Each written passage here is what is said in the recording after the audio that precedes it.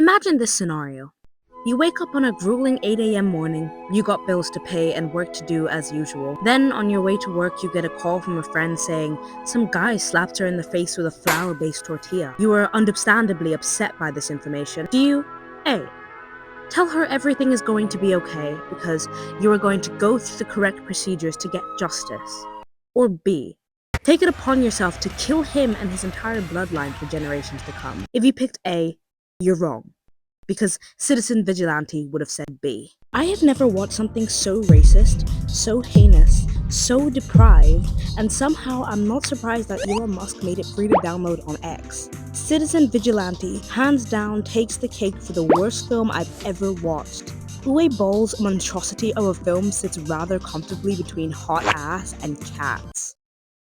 And who thought this crap was a good idea? Genuinely, the entire time I sat there with my mouth hanging open, unable to believe that somebody put money into this. And you know what makes this worse? People agree. The German film starring Armie Hammer, the famous alleged human eater, did in fact not eat down with his awful acting performance in this horse crap. What? Bro, what are you talking about? I'm baffled by the fact that just a few years ago he was kissing up on Kylie Jenner's boyfriend, causing him to fiddle a peach. The film was allegedly denied certificate by the German ratings board because it pushed a very harmful message towards immigrants. The story follows a vigilante enraged by the breakdown of law and order who targets criminals and rapists, most of whom are conveniently Muslim migrants, and the corrupt officials who protect them.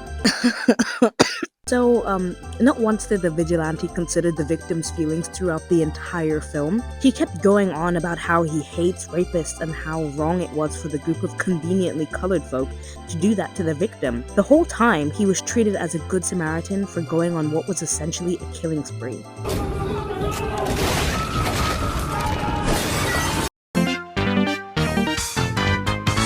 I think it was weak of Ball to use the victim, who I literally can't even remember the name of, and her trauma to justify his tomfoolery. It's such an overplayed thing with male directors, and I actually find this so annoying. To me, the weakest thing you can do is put a woman in that position for the sake of making a male character look good. The victim became a background character in their own story. The rape flashback. Jesus is Lord, honestly.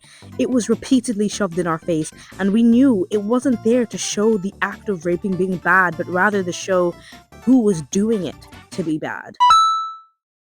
Instead of making the audience sympathize with the victim, it made them angry at the people doing it for the sole purpose of encouraging them to hate a certain demographic of people. It was there for shock value, and people fell for it. The portrayal of Muslim characters felt so one-dimensional, and some of the dialogue had me staring at the screen like... Then, the ending. The vigilante pew-pews the entire family of the rapist and the rapist because it treats Islam as if it's an explanation of the character's defects. I cannot believe it. I cannot believe it. They made a movie trying to convince people that this is what Allah teaches, so therefore they should all get nuked?